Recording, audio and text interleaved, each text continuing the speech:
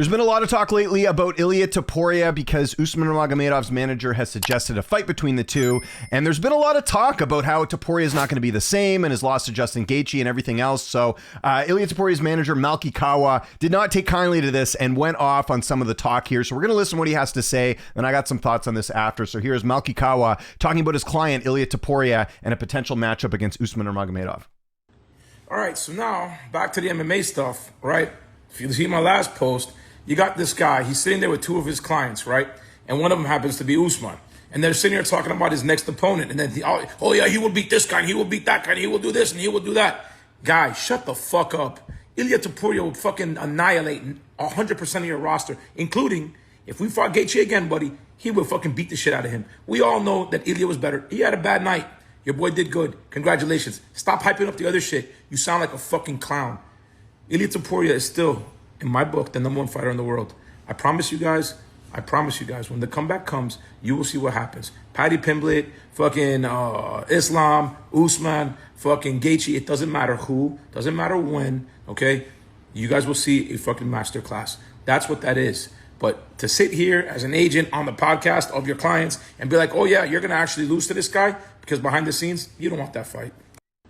All right, okay, so anyways, you heard it there. I actually love this. You know, this was, and by the way, Malki Kawa used to be way more prevalent in MMA about a decade ago. Obviously, he's rep John Jones and Yoel Romero and, you know, Mike Perry and so many other fighters under the first round roster. And this used to be more of a common thing with Malki. He used to be in the limelight a lot. There used to be a lot of videos like this. We haven't seen it in a while because Malki's kind of transitioned more with his clients to the NFL. If you're an NFL fan, you're probably familiar with Malki and some of the stuff he's done. But yeah, no, I like this stuff. I think this is good. And I think if you're a manager and you have someone that's going out there and disrespecting your client, you should be able to go out there and defend him. And I like what he said here. And you know, again, I did the video yesterday, and what he's referring to, people who don't know, I did a video on this yesterday. Usman Nurmagomedov's manager was on the Pound for Pound podcast with two of his clients, Kamaru Usman, Henry Cejudo, and talked about a potential fight with Ilia Topuria, and talking about you know, just how, like, you know, I don't know if he said it was easy, but he said something along the lines of like it would be dominant or something along those lines. And there's been this whole fan narrative ever since I did that video of people just dissecting Ilia's resume and pretending like he didn't knock out 3 UFC Hall of Famers in a row and going through like the age and all this different stuff. I mean, we can talk about that in today's video. I definitely will, because I got some things to say about that. But I like this, and I hope there's more of this going forward. This is pro wrestling. This is like pro wrestling from the 90s and 2000s and the 80s, where you're getting, you know, managers kind of going back and forth and creating some hype here. And I like this stuff. I think it's good. And I think, you know, Usman's manager should respond to this and go back and forth. I think this stuff is awesome, just because it does add a little bit more. And good on managers for sticking up for their clients, because there's so many fans out there, man. Like I said, they're so disrespectful to the fighters. It's good to see, you know, managers taking note of this and kind of firing back and all that too. So, yeah, as far as what he says, does he annihilate 100% of your roster? Not really true, because he lost to Gaethje, obviously. How would a rematch go? I do wonder that. Again, Topuria, extremely dangerous early in the fight. He's knocked out 3 Hall of Famers in a row. He's looked good in pretty much every fight. The only other sort of nitpicky thing outside of the Gaethje fight is the Jai Herbert fight, where he got knocked down in that one at lightweight. But outside that, Topuria's looked pretty good. And I think it's an over-exaggeration from a lot of fans that just assume that Topuria sucks. I've seen a lot of people saying, I'm convinced he'll never be the same. I don't know, man. There's been a lot of fighters who have suffered devastating losses and gone on to have good careers. Charles Oliveira had a bad career to start his UFC tenure and went on to be a UFC champion. George St. Pierre suffered one of the most embarrassing and biggest upset losses in UFC history to Matt Serra and came back and was stronger. I'm not here to have this argument that, like, I'm convinced Topuria is not good anymore. And then the nitpicking. Again, I've heard a lot of this as of late. He can only beat featherweights. Okay, well, yeah, he beat Volk and Holloway at featherweight. Oliveira's a lightweight. People act like the Oliveira win isn't good. Yes, Oliveira's older, but again, Oliveira's only lost, 2 fights in the last couple of years. If you go back to like Islam back in 2022, he's won all of his fights. The Arman fight was close. I thought Arman did win, but still, that's not a terrible loss to have. And then he got knocked out by Topuria, but he has wins over Holloway and Gamrot. Time of recording this, we'll see how Gamrot looks tonight. But like, this idea that like Topuria isn't good, I don't get it. Like, if you want to say he's not one of the best of all time, we can have that argument. I'm fine with that. But like, you can't ignore the body of work he's doing. The people nitpicking at these wins here, just to me, are not educated fans, especially in the context of what I was, saw yesterday, which is people saying that, like, I'm convinced Usman Nurmagomedov beats Ilia Topuria. He might. And by the way, I was very clear about that in the video. I'm not saying Usman can't beat Ilia Topuria. He could. I don't know how good or how bad he is, but based off the opposition he's fought, I don't think it's a slam dunk that he beats Ilia Topuria because I don't think he's fought very good opposition. There's people that think that Paul Hughes would be like a top 5 UFC fighter. I don't know about that, man. Paul Hughes is, again, he looks good, but I don't know how you can sit there and convincingly say that he beats Gaethje or Pimblett or any of these other guys. So, but that's expected from that fan base that like you can't have any criticism to them, otherwise they'll go from 0 to 100 and talk about how bad Ilia Topuria is. It's just crazy to me here. So, I think, and I've said this before, the fight to make is Topuria and Pimblett. There's still a lot of bad blood there, but now with this stuff coming in the limelight, with again the two managers going at it, again, Ali still has this post up here saying, Usman by third round head kick knockout. So he's predicting that Usman would essentially beat, because Topuria got finished in the fourth with Gaethje.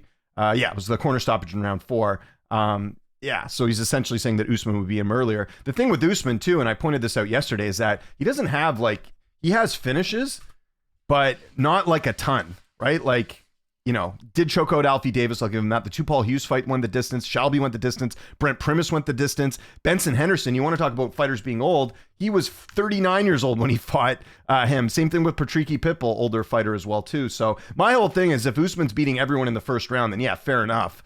We could start having that argument. I don't know. I just think 3 of your fights went the distance and, 2 of these were pretty close. I don't know if that automatically means you're going to beat Ilia Topuria.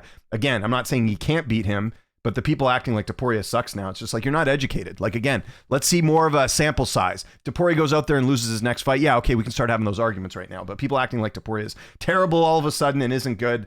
I'm not here for this. And I think that's a lot of newer fans that see one fight and they're like, oh yeah, I'm convinced he's done. It's like people with Aspinall. People think Aspinall sucks now because of no contest he had with Gane.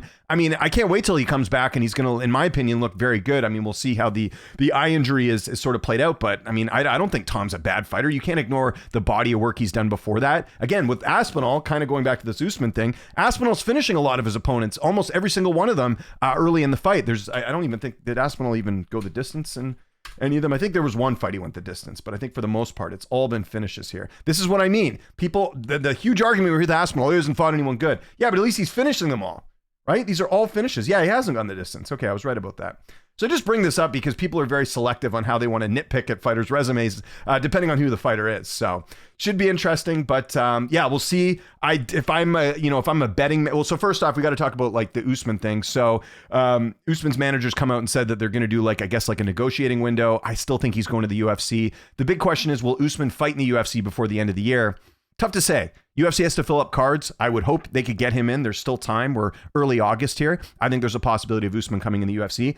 And Topuria, I don't know. I don't know what the answer is. I don't know if he's back to training. I'm not sure what the deal is. I mean, I would say after a loss like that, probably not the best to rush back and take another fight again, right? Because the loss to Gaethje was in June. The White House card was in June, I think. It was in June. So if he wants to take the rest of the year off, I'm fine with that. I mean, I know it's tough seeing as he's almost in the prime of his career here at 29, but and that's the other thing I kind of forgot about. Topuria is only a year older than Usman Nurmagomedov, and think about how much more he's accomplished. And again, it's not Usman's fault. He opted to sign with Bellator, went through PFL. If he had signed with the UFC, maybe we would have got this fight in the UFC already. So again, I'm very aware that you can only fight who you're given. I understand that. But my whole thing is the people that are convinced that, Usman Nurmagomedov is going to be an easy fight for him. I just don't buy into it. And last thing I'll say on this video, because I keep getting this stuff too. You're so biased. You're so biased towards the Dagestanis. I mean, first off, I pick Dagestani fighters all the time. I think Islam's going to beat Ian Gary next week. There's plenty of times when I pick them. I just point out when people get a little bit too excited early. And by the way, I've said the same thing about Topuria's brother, Alexander Topuria, because I've seen people say future champion. And I'm like, who's he fought? Let's slow the brakes down a little bit. I said the same thing about Mauricio Hufi, right? Hufi's a guy as well that again, I haven't seen a whole lot. His one test that he got against Benoit Saint-Denis didn't look so good. He lost that fight. I'm a believer in opposition, and I'm a believer in we need to see a bit more. I think as fans, we get too excited about someone having a good performance and ignoring the opposition they're fighting, right? I said this when Jack Della Maddalena came in the UFC. Who did Jack fight? He fought a guy that I think only had a couple. Pete Rodriguez. He fought there. Now, Jack did end up going to become a champion. But still, I remember when he beat Pete Rodriguez in his UFC debut, who was 4-0, by the way, in the first round. I remember people being future champion. Turns out they were right, but we needed to get basically to the Burns fight to know, okay, he can actually beat good opposition. Because again, you remember the Basil Hafez fight? People thought he might have lost that one. So this is what I'm saying. I'm a believer in opposition, and I'm a believer in not rushing to things. And just because you guess that someone's going to be a future champion, they become a future champion, doesn't mean you were right at the time. You had a good guess. We need to see more evidence. That's kind of what I'm getting at. So yeah, we'll see if this fight ends up happening. But yeah, I love this back and forth. I'm a big fan of this managers going off on each other. So good stuff there. So let me know your thoughts in the comments. Is this the fight you want to see? Do you want to see Ilia and Usman Nurmagomedov? If not, who do you want to see Ilia fight? I still think Paddy Pimblett's the fight to make just because of how big that fight is. But I'll be honest, with this back and forth now, I'm getting a little bit more intrigued by a potential fight between Ilia Topuria and Usman Nurmagomedov, just the two sides of things. And again, this goes back to Islam and Topuria and so many other things. So it'd be pretty interesting. Follow me on Twitter, TikTok, Instagram, @Lynch on Sports. My name is James Lynch. Thanks so much for watching, and I'll see you next time.